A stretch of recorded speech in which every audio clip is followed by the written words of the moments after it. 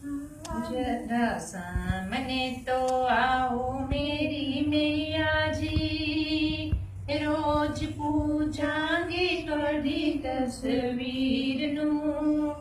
लोकी कहंदे ने दुखड़े मिटांदी, कदों बदलोगे साडी तकदीर नू, कदों बदलोगे साडी तकदीर नू।